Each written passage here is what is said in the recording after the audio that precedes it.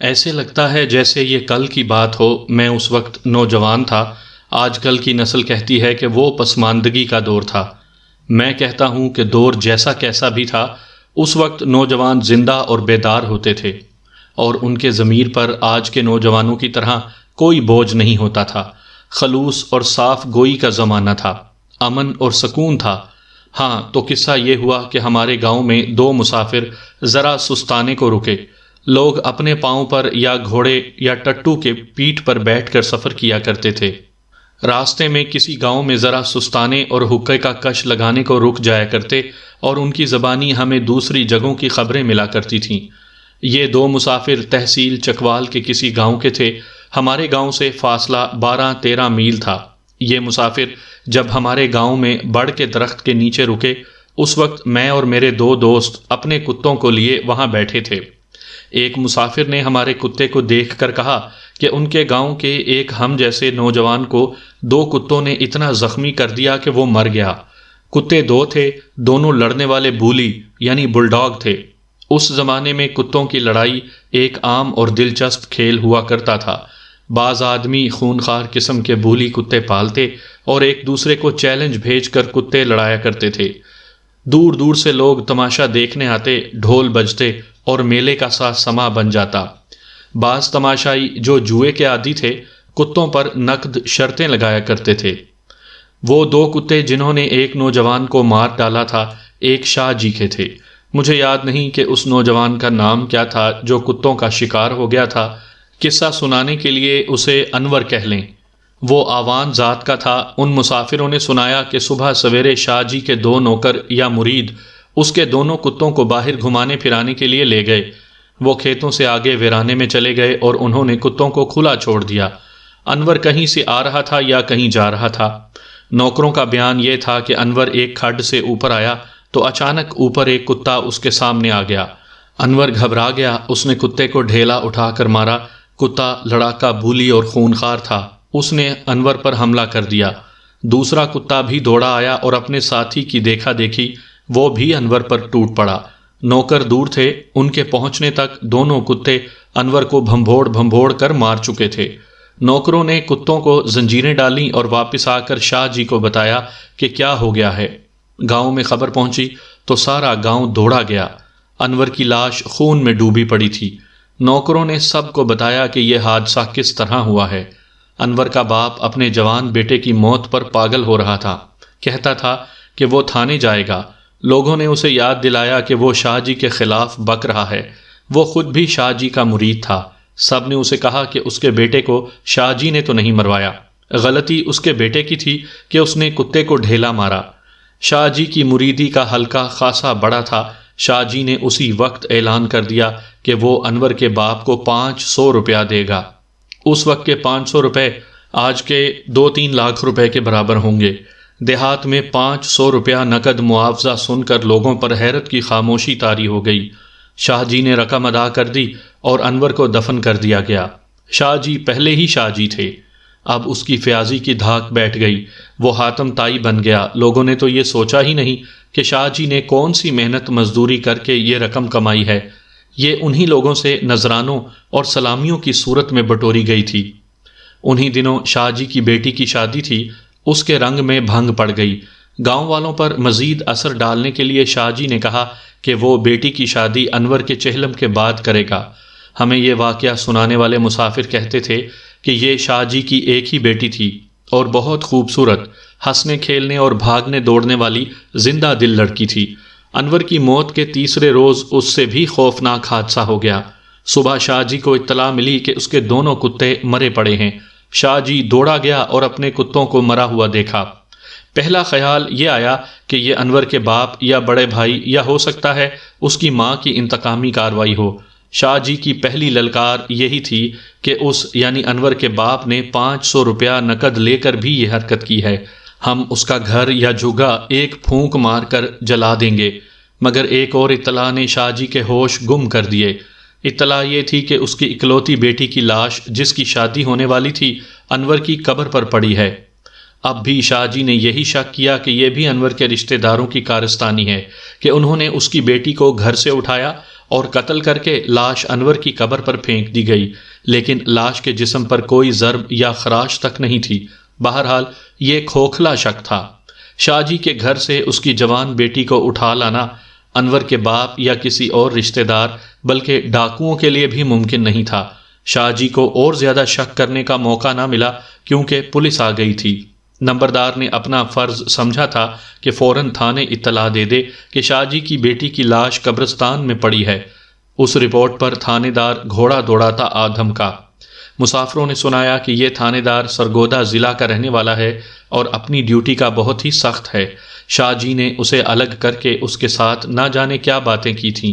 سب کہتے تھے کہ انور کے خاندان کے سارے مرد پکڑے جائیں گے اور تھانے میں ان کو مارا پیٹا جائے گا، لیکن تھانے دار نے نہ کسی کو گرفتار کیا نہ کسی کو مشتبہ بٹھایا۔ وہ لاش اٹھوا کر لے گیا۔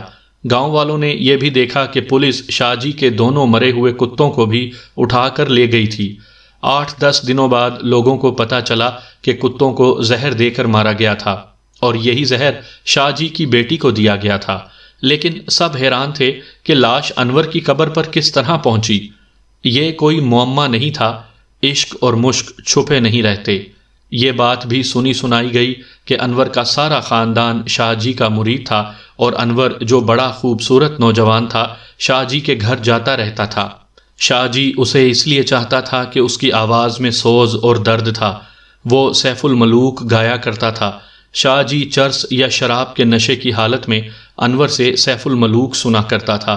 شاہ جی کی بیٹی انور کو چاہتی تھی اور وہ انور کے گھر آیا کرتی تھی۔ مسافروں نے کہا کہ پہنچ والے بزرگوں کے گھر میں نیت خراب کرنے کا نتیجہ یہی ہوتا ہے۔ انور کو شاہ جی کی گدی کی بددعا لگی اور وہ کتوں سے چیرا پھاڑا گیا۔ شاہ جی نے مشہور کیا کہ اس کے کسی دشمن نے اس کے خلاف 2 شیطان جنات کو استعمال کیا ہے اور اب وہ اپنے دشمن پر اپنے جنات سے جوابی حملہ کرائے گا۔ شاہ جی کے مرید اور غیر مرید حیران تھے کہ پولیس نے کیس چلایا کیوں نہیں۔ شاہ جی کے کان میں پڑی تو اس نے کہا کہ پولیس جنات اور بھوت پریت کے خلاف کوئی کارروائی نہیں کر سکتی۔ لوگ سوچ سوچ کر تھک گئے کہ کتوں کو اور لڑکی کو ایک ہی قسم کا زہر کس نے دیا۔ آخر وہ مان گئے کہ یہ شاہ جی کے دشمن جنات کا حملہ تھا۔ دونوں مسافر یہ واقعہ سنا کر اور حقہ پانی پی کر چلے گئے۔ ہمارے گاؤں میں 3-4 دن اس واقعے پر باتیں ہوتی رہیں اور یہ بات پرانی ہو گئی۔ اس سے تقریباً 1 مہینے بعد کا واقعہ ہے کہ ہم نے حسب معمول کتوں کو ساتھ لیا اور شکار کو نکل گئے اور ایسے ویرانے میں جا پہنچے جہاں دور دور تک آبادی نہیں تھی۔ وہاں کھڈ تھے، جگہ نشیبی تھی، کیکر، شیشم اور پھلاہی کے درخت تھے اور ٹیلے ستونوں کی طرح کھڑے تھے۔ مٹی کی اونچی دیواریں بھی تھیں اور ان میں پانی مار کے راستے بھی تھے جو غاروں کی طرح تھے۔ اس سے پہلے ہم وہاں کبھی نہیں گئے تھے۔ کسی نے بتایا تھا کہ وہاں سے، گو اور گیدڑ رہتے ہیں لیکن خرگوش نہیں ہوتے کیونکہ وہاں بھیڑیے اور لومڑ بھی ہوتے ہیں۔ ہمیں بھیڑیے دیکھنے کا بہت شوق تھا۔ اس کی خون خاری اور درندگی کے بڑے خوفناک قصے سنے تھے۔ بھیڑیوں کے وہ 2-3 واقعات بعد میں ہوئے تھے جو میں آپ کو اپنی کہانیوں میں سنا چکا ہوں۔ ہمارا اصول لڑکپن ہی میں پختہ ہو گیا تھا کہ جہاں خطرہ ہو وہاں ضرور جاؤ اور جس کا خوف ہو اسے آنکھوں میں آنکھیں ڈال کر دیکھو۔ وہ خطرہ اور خوف بغیر اطلاع و توقع ہمارے سامنے آ گیا۔ پہلے تو ہم سمجھے کہ وہ کتے ہیں، لیکن دونوں ایک جیسے تھے، رنگ ایک سا اور شکل ایک سی۔ ہم میں سے کسی نے کہا کہ بھیڑیے ہیں۔ ہم سب رک گئے اور ذرا پیچھے ہٹ آئے۔ فاصلہ 100 قدم سے زیادہ تھا۔ وہ جوڑا نیچے تھا، ہم بلندی پر تھے۔ جوڑا عشق و محبت اور راز و نیاز میں مگن تھا۔ اس رومانی کیفیت میں جانور ہو یا درندہ ارد گرد کی دنیا سے بے خبر ہوتا ہے۔ اسے آسانی سے شکار کیا جا سکتا ہے، لیکن اسے پتہ چل جائے کہ وہ خطرے میں آ گیا ہے تو بے حد خطرناک ہو جاتا ہے۔ میرے 2 ساتھی چھپ چھپ کر آگے گئے۔ انہوں نے آ کر بتایا کہ بھیڑیے ہیں۔ وہ جگہ مٹی کی عمودی دیواروں اور ڈھلانوں سے گھری ہوئی تھی۔ درمیان میں ستونوں کی طرح ٹیلے کھڑے تھے اور کچھ درخت بھی تھے۔ ہم دوسری طرف نیچے چلے گئے اور اندر جانے کا راستہ دیکھ لیا۔ اس میں داخل ہوئے تو بھیڑیوں کا جوڑا 10 قدم کے فاصلے پر کھڑا پیار اور محبت میں مصروف تھا۔ دونوں نے ادھر دیکھا، دونوں دانت نکال کر غرائے۔ میں نے پہلی بار بھیڑیے کے وہ لمبے دانت دیکھے جن سے یہ درندہ اپنے شکار کو اور انسانوں کو چیرتا پھاڑتا ہے۔ سوچنے کا وقت ہی نہ ملا، میں اپنے دوست افضل کے ساتھ سب سے آگے تھا۔ ہم دونوں نے اپنے اپنے کتے کی زنجیر کھول دی۔ درندہ اگر شیر یا چیتا ہو تو وہ بھی خطرہ دیکھ کر بھاگ اٹھتا ہے۔ یہ تو بھیڑیے تھے، لیکن ان پر کوئی اور ہی موڈ طاری تھا۔ نر بھیڑیا غرا کر ہمارے کتوں کی طرف آیا۔ ہمارے دوسرے ساتھی بھی آ گئے تھے، انہوں نے بھی کتے کھول دیے۔ بھیڑیا اس قدر غصے میں تھا کہ اس نے افضل کے بولی پر ایسا وار کیا کہ بولی کے پاؤں اکھڑ گئے۔ مادہ میرے کتے پر آئی، لیکن 9-10 کتوں نے انہیں گھیرا تو دونوں بھیڑیے بھاگنے کی کوشش کرنے لگے۔ میں نے ان کا غصہ اور ان کی دلیری دیکھی۔ وہ بھاگنے کی کوشش کر رہے تھے، لیکن دم دبا کر نہیں بلکہ دلیری سے لڑ رہے تھے۔ ہمارے ہاتھوں میں ڈنڈے اور 2 کلہاڑیاں تھیں، لیکن ہم کتوں کی مدد نہیں کرنا چاہتے تھے۔ ہمارے جس کتے پر بھیڑیے کا پنجہ یا دانت پڑتے وہ بل بلا اٹھتا تھا، لیکن کتے زیادہ تھے۔ اگر مقابلہ 2 اور 2 کا ہوتا تو بھیڑیے جیت جاتے، پھر بھی بھیڑیے ہی جیت رہے تھے۔ انہوں نے کتوں کا حلقہ توڑ دیا اور نکل بھاگے، لیکن غلط طرف بھاگے۔ اس وسیع نشیب میں سے نکلنے کا ایک ہی راستہ تھا جدھر سے ہم داخل ہوئے تھے۔ بھیڑیے بھاگتے دوڑتے باہر نکلنے کا راستہ دیکھ رہے تھے اور کتے ان کے تعاقب میں تھے۔ اس جگہ لمبوترے ٹیلے اور درخت بھی کھڑے تھے، اس لیے بھیڑیے کتوں کے ہاتھ نہیں آتے تھے۔ وہاں تو ایک قسم کی آنکھ مچولی شروع ہو گئی تھی۔ پھر ایسے ہوا کہ ہمیں اپنے کتے ہی ٹیلوں اور درختوں کے ارد گرد بھاگتے دوڑتے نظر آنے لگے اور بھیڑیے لاپتہ ہو گئے۔ ہمارے ایک دوست نے بتایا کہ اس نے ایک ڈھلان پر بھیڑیوں کو چڑھتے دیکھا تھا۔ ہم نے کتوں کو پکڑ پکڑ کر اکٹھا کیا تو دیکھا کہ 3 کتوں کا خون بہہ رہا تھا۔ بھیڑیے نے ان کی کھال چیر دی تھی۔ کتے بری طرح ہانپ رہے تھے۔ یہ مارکا بہت دلچسپ تھا۔ ہم وہاں سے باہر نکلے اور ایک اور طرف چل پڑے۔ ہم کسی سرسبز جگہ بیٹھ کر سستانے کی ضرورت محسوس کر رہے تھے۔ بھوک بھی لگ رہی تھی۔ نشیبی علاقے سے اوپر گئے تو کچھ درختوں کے جھنڈ اور ہریالی نظر آئی۔ ہم وہاں گئے تو دیکھا کہ راستہ گزرتا ہے۔ ہم درختوں کے ایک جھنڈ تلے بیٹھ گئے۔ سب اپنے ساتھ کھانے کے لیے کچھ نہ کچھ لائے تھے۔ پراٹھے تو سب کے پاس تھے، کوئی انڈے پکوا لایا تھا، کسی کے پاس ساگ تھا اور 2-3 دوست دال لائے تھے۔ پیاز اور اچار بھی تھا۔ آپ تصور میں نہیں لا سکتے کہ اتنے زیادہ کھانے میں کیا لذت ہوتی ہے۔ ہم نے کھانا شروع کیا ہی تھا کہ 150-200 گز دور ایک گھوڑا سوار اس طرح آیا جیسے زمین سے ابھرا ہو۔ وہاں سے راستہ نیچے چلا جاتا تھا۔ گھوڑ سوار کے ساتھ 3 آدمی تھے جو پیدل آ رہے تھے۔ گھوڑ سوار کی سیاہ داڑھی تھی اور اس کا چہرہ اور جسم بھرا بھرا تھا۔ ہم کھانے میں مصروف رہے۔ اچانک ایک طرف سے ایک اونٹ نمودار ہوا، وہ جیسے زمین سے ہی ابھرا تھا۔ وہ علاقہ ہی ایسا تھا، کہیں کہیں سے زمین گہرائی میں چلی جاتی تھی۔ اونٹ گھوڑ سوار کے دائیں طرف کوئی 50 گز دور ہوگا۔ سوار اور اس کے ساتھیوں نے اونٹ کو نہ دیکھا۔ انہیں دیکھ کر اونٹ ان کی طرف دوڑ پڑا اور اس نے ایسی خوفناک آواز نکالی جیسے اسے کوئی پیٹ رہا ہو۔ گھڑ سوار نے ادھر دیکھا، اونٹ اس کی طرف دوڑا آ رہا تھا۔ ہم دیکھ رہے تھے۔ ہم میں سے کسی نے کہا اونٹ مست ہے۔ مست کا مطلب تھا باولا۔ ہمارے ساتھی نے کہا وہ دیکھو، اس کے منہ سے جھاگ گر رہی ہے۔ اس کے ساتھ ہی ہمارے اس ساتھی نے چلا کر سوار سے کہا بھاگو، گھوڑے کو ایڑ لگاؤ، اونٹ مست ہے۔ مگر سوار اپنی طرف آتے ہوئے اونٹ کو دیکھتا رہا۔ جب اونٹ قریب آ گیا تو سوار کے ساتھیوں نے گھبرا کر کہا شاہ جی اونٹ مست ہے۔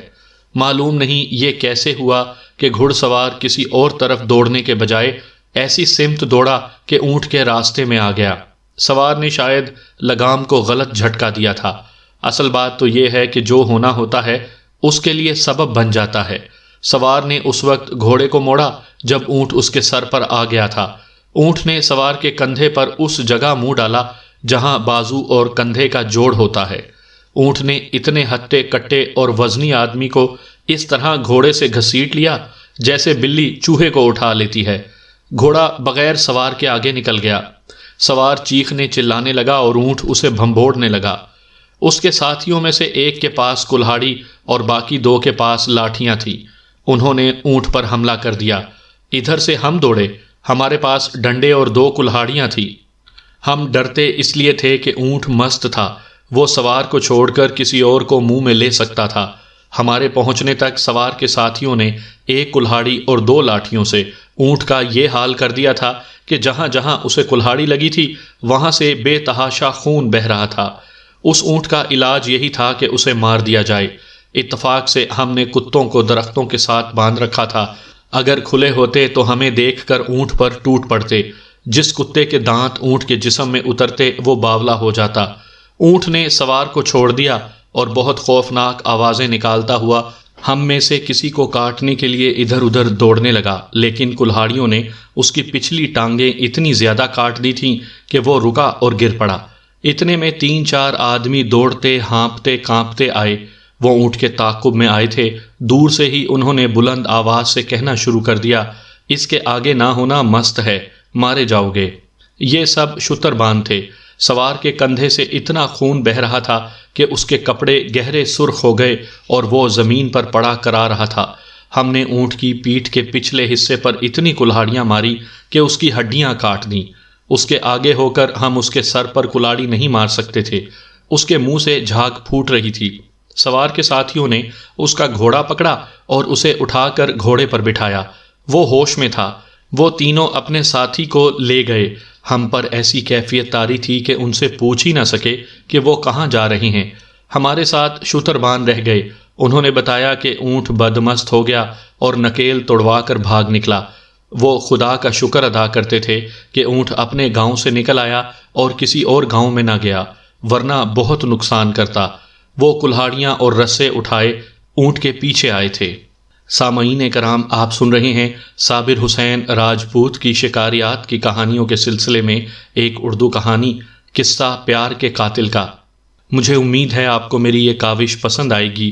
آپ نے اگر ابھی تک میرا چینل کہانی گھر سبسکرائب نہیں کیا تو ابھی میرے چینل کو سبسکرائب کر کے بیل نوٹیفیکیشن آن کر لیجئے تاکہ آنے والی ہر نئی کہانی کی اطلاع بر وقت آپ تک پہنچ سکے۔ آپ شاید حیران ہو رہے ہوں گے کہ اونٹ نے انسان کو کاٹ کھایا۔ آپ نے چند سال پہلے اخباروں میں پڑھا ہوگا کہ لاہور کے چڑیا گھر کا ایک ہاتھی مست ہو گیا تھا اور اسے گولی مار دی گئی تھی۔ اسی طرح کوئی اونٹ بھی مست ہو جاتا ہے۔ ہمارے علاقے میں سڑکیں تو بن گئی ہیں، لیکن علاقہ ایسا ہے کہ بار برداری کے لیے اونٹ اور گدھے کا استعمال ختم نہیں ہو سکا۔ اس زمانے میں دیہات میں اناج اونٹوں پر لاد کر گوجر خان کی منڈی میں لے جایا جاتا تھا۔ شتربانوں نے کئی اونٹ رکھے ہوتے تھے۔ کبھی کبھی ایک خاص موسم میں کوئی اونٹ مستی میں آ جاتا تھا۔ شتربان ایسے اونٹ پر قابو پا لیتے تھے، لیکن بعض اونٹ باولے ہو جاتے تھے۔ ایسے اونٹ کو مار دینا پڑتا تھا۔ یہ اونٹ مستی میں آ کر باولا ہو گیا تھا۔ ہم اس اونٹ کو دیکھتے رہے، بڑی خوفناک آوازیں نکالتا تھا۔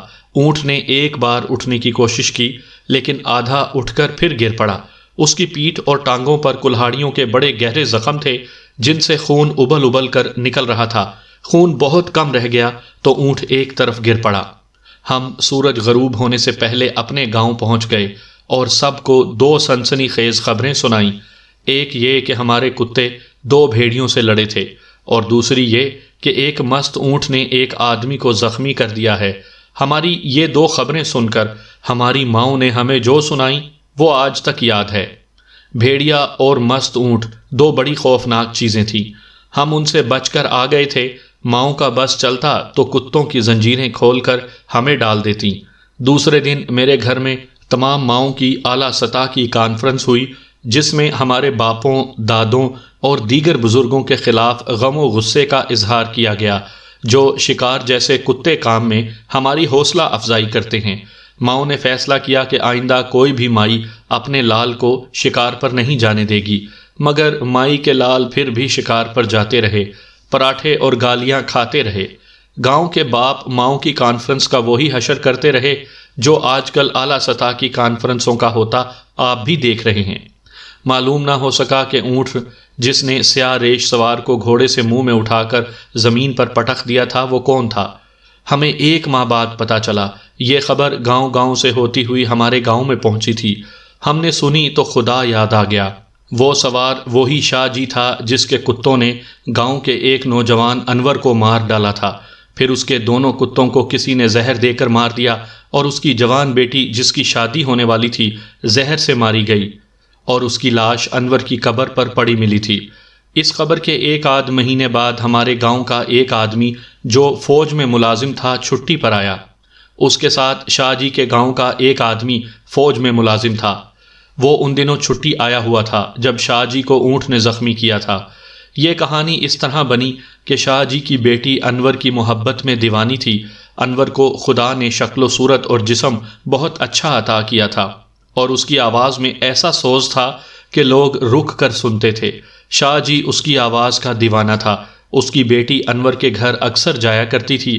دونوں نے محبت کو بدنام نہ ہونے دیا۔ وہ کبھی بھی کبھی کھیتوں میں یا کہیں باہر جا کر نہ ملے۔ صرف دو عورتوں کو ان کی محبت کا علم تھا۔ ان میں ایک شاہ جی کی بیوی تھی اور دوسری شاہ جی کی ایک خاص مریدنی۔ راز ایک نہ ایک دن کھل ہی جاتا ہے۔ شاہ جی نے اپنی بیٹی کی شادی کسی اور گاؤں کے ایک لڑکے سے طے کر دی۔ دن بھی مقرر کر دیا گیا۔ لڑکی ہنسنے کھیلنے والی اور دل گردے والی تھی۔ اس نے اپنی ماں سے کہہ دیا کہ وہ انور کے سوا اور کسی کو قبول نہیں کرے گی، اور اگر اس کے ساتھ زبردستی کی گئی تو سسرال سے بھاگ جائے گی یا پھر زہر کھا کر مر جائے گی۔ ماں نے شاہ جی کو بتایا۔ شاہ جی نے بیٹی کو برا بھلا کہا کہ وہ اپنی گدی کے مرید کو دل میں بٹھا کر گدی کی بے ادبی کر رہی ہے۔ بیٹی نہ مانی۔ اس نے باپ سے کہا کہ گدی کی عزت بچانا چاہتے ہو تو مجھے زہر دے دو۔ شاہ جی کے تعویذ اپنی بیٹی پر بے اثر ہو گئے۔ اس نے اپنی بیٹی کا انور کے گھر جانا بند کر دیا اور انور کو حکم دیا کہ آئندہ وہ اس کے گھر پر نہ آئے۔ بیٹی اتنی جرت والی نکلی کہ ایک روز انور کے گھر چلی گئی۔ شاہ جی کو پتہ چلا تو اس نے بیٹی سے کہا کہ تم انور کا یہی انجام دیکھنا چاہتی ہو تو دیکھ لینا۔ 3-4 دنوں بعد شاہ جی کے بولی کتوں نے انور کو چیر پھاڑ ڈالا۔ یہ معلوم نہ ہو سکا کہ انور صبح سویرے اتفاق سے وہاں چلا گیا تھا جہاں وہ کتوں کا شکار ہو گیا، یا اسے دھوکے سے وہاں جانے کو کہا گیا تھا۔ یہ راز اس لیے نہ کھل سکا کہ جب شاہ جی اونٹ کا شکار ہو گیا تو یہ دونوں خاص مرید جو کتوں کو باہر لے گئے اور ان سے انور کو مروایا تھا لاپتہ ہو گئے تھے، کیونکہ انہیں شک ہو گیا تھا کہ راز کھل گیا ہے اور انور کے لواحقین انہیں قتل کر دیں گے۔ شاہ جی کی بیوی اور خاص مریدنی نے یہ راز کھولا کہ شاہ جی کی بیٹی کو کسی ثبوت کی ضرورت نہیں تھی کہ انور کو شاہ جی نے مروایا ہے۔ بیٹی نے زہر حاصل کیا، یہاں تک کہ شہادت مل گئی کہ اس نے منہ مانگے پیسے دے کر اپنے ایک نوکر کے ذریعے ایک سنیاسی سے زہر منگوایا تھا۔ ظاہر ہے کہ کتوں کو اسی نے زہر دیا اور خود بھی کھا لیا، اور انور کی قبر پر جا گری اور مر گئی۔ شاہ جی نے انور کا خون ہضم کر لیا اور اپنی بیٹی کی خودکشی کو بھی جنات کی کارستانی کہہ کر ہضم کر لیا، لیکن اوپر ایک ذات اللہ کی ہے۔ ہمارے سامنے شاہ جی کو باولے اونٹ نے کاٹ لیا۔ شاہ جی دور کے گاؤں میں رہنے والے کسی مرید کے گھر جا رہا تھا کہ راستے میں اسے اونٹ مل گیا۔ شاہ جی گھوڑے کو دوسری طرف موڑ کر دوڑا دیتا تو وہ اونٹ سے بچ سکتا تھا، لیکن خدا کی پکڑ سے کوئی نہیں بچ سکتا۔ گھوڑا اس طرح مڑ کر چلا کہ شاہ جی کو اونٹ کے آگے لے گیا اور اونٹ نے اسے کندھے سے پکڑ کر زمین پر پٹخ دیا۔ سزا یہیں پر ختم نہ ہوئی۔ شاہ جی کے 3 مرید ساتھ تھے۔ قریب کوئی ہسپتال نہیں تھا۔ وہ اسے گھوڑے پر ڈال کر اپنے گاؤں کو دوڑ پڑے۔ اس کی ہڈی تو نہیں ٹوٹی تھی، لیکن اونٹ کے دانت گہرے اترے تھے۔ گاؤں کے ایک سیانے نے اس کے زخم کی مرہم پٹی کر دی۔ شاہ جی اور نمبردار وغیرہ کے کہنے پر مرید کہیں دوڑے گئے اور ایک سنیاسی کو بلا لائے۔ اس نے پٹیاں کھول کر اپنی دوائیاں لگائیں اور 2 دن وہی مرہم پٹی کرتا رہا۔ اس زمانے میں باولے کتے یا کسی بھی باولے جانور کے کاٹے کا اتنا مؤثر علاج نہیں تھا جیسا آج کل ہے۔ جسے باولا کتا کاٹتا تھا وہ آدمی باولا ہو کر سب کو کاٹنے کو دوڑتا تھا۔ وہ پاگل ہو جاتا اور کچھ دنوں بعد مر جاتا تھا۔ تیسرے چوتھے روز شاہ جی نے پہلے تو ایسی خوفناک چیخیں ماری کہ گاؤں کو ہلا ڈالا۔ پھر وہ باہر کو دوڑ پڑا۔ اس نے ایک آدمی کو پکڑ لیا اور اسے مارنا پیٹنا شروع کر دیا۔ لوگوں نے پکڑا لیکن وہ کسی کے ہاتھ نہیں آتا تھا۔ لوگ ڈرتے تھے کہ شاہ جی پہنچ والا پیر ہے اور اس پر جنات نے قبضہ کر لیا ہے۔ سنیاسی نے سب کو بتایا کہ یہ تو باولا ہو گیا ہے۔ اس کا وہی علاج کیا گیا جو دیہات میں کیا جاتا تھا۔ کئی آدمیوں نے اسے چارپائی پر گرایا اور اس کی ٹانگیں اور بازو رسوں سے چارپائی کے ساتھ باندھ دیے۔ وہ چیختا اور دھاڑتا تھا۔ اس نے 3-4 راتیں سارے گاؤں کو جگائے رکھا۔ ایک رات اس کی چیخیں خاموش ہو گئیں۔ صبح پتہ چلا کہ وہ مر گیا ہے۔ سنیاسی صبح سویرے چلا گیا تھا۔ کہتے تھے کہ شاہ جی کی بیوی نے سنیاسی سے کہا تھا کہ شاہ جی کے منہ میں زہر ڈال دے۔ سنیاسی نے زہر دے دیا ہوگا، اسی لیے وہ صبح سویرے چلا گیا تھا۔